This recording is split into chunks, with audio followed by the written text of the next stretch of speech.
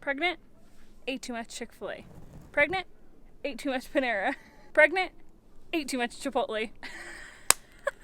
Hey everybody, and welcome back to our channel. Today we're going to be answering the number one most asked question recently, which is pros and cons of traveling full-time while pregnant, especially living out of the back of your car. We're going to break this up and give you the top 5 pros and the top 5 cons to traveling full-time while pregnant. The number one pro is no period. If you're a girl, you know exactly what I'm talking about. If you're a boy, you don't want to know. So I'm mostly talking to the girls here. You know how much simpler your life would be without a period? Well, it's pretty great. And let me tell you what, traveling full-time or traveling at all while you're on your period is miserable. If you've done it, you know. Not having your period because you're pregnant while traveling full-time is a huge pro. Number 2 is that you're traveling with a perspective into the future.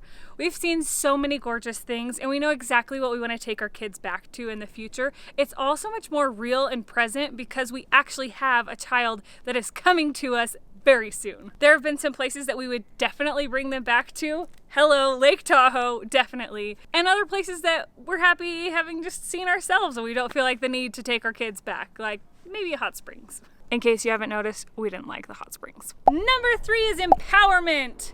So traveling can be fun. Traveling full-time has a couple of challenges, but when you add in being pregnant while traveling full-time, the discomfort grows exponentially. This may sound like a con, but really it's a pro because you're able to see how much your body is capable of. Instead of being relegated to sitting on the couch eating potato chips and ice cream for 9 months, I'm out here doing hard things and pushing my body to its limits. Going off of number 3, number 4 is you can't be lazy. It's like literally impossible to be lazy while you're traveling full time. We are constantly on the go, constantly moving, constantly hiking to see these beautiful views, and I just can't sit around and do nothing, except for while we're driving, but that's a different story. And the 5th and final pro of traveling full time while you're pregnant is that time flies. When you're so busy doing so many things, you don't have time to count down the days to when your baby comes. If I were at home, I would probably have a giant paper chain counting down the days till August 3rd. So when you're traveling full time and you're busy, go, go, go every single day, the wait does not seem as long. And on to the cons. Not everything about pregnancy is glamorous, and especially not when you're traveling full time. So the first con is you kind of gotta pee like all the time. And there are not always restrooms super available, especially being in a lot of different states with different regulations and lockdown procedures. It can be hard to find public restrooms because a lot of them have been closed, even in gas stations. So if you're a woman and you've been pregnant before, you can understand why this is the number one con. As much as it sounds appealing to have a nice relaxing drive after days and days of hiking, sitting in a car for very long can become very uncomfortable. Your tailbone hurts, your legs fall asleep, you get round ligament pain, your hip flexors get sore, and that is why sitting in the car for very long is the second con of traveling full-time while pregnant. The third con really depends on who you are and what kind of pregnancies you have. You could be dealing with all sorts of different pregnancy discomforts such as morning sickness, fatigue, heartburn, or really anything else that comes along with the joys of being pregnant. The number 4 con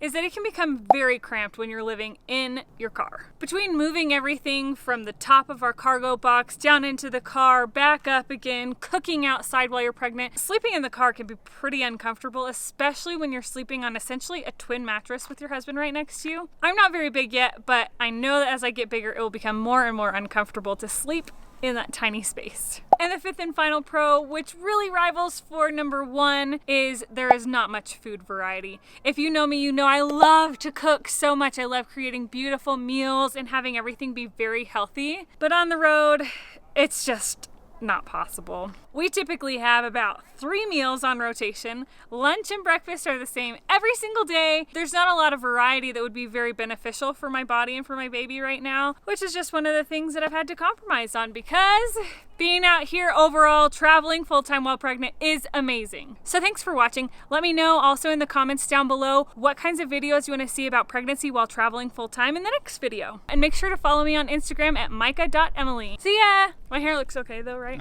The 5th and final I don't know what to say. What else did I say while I was walking?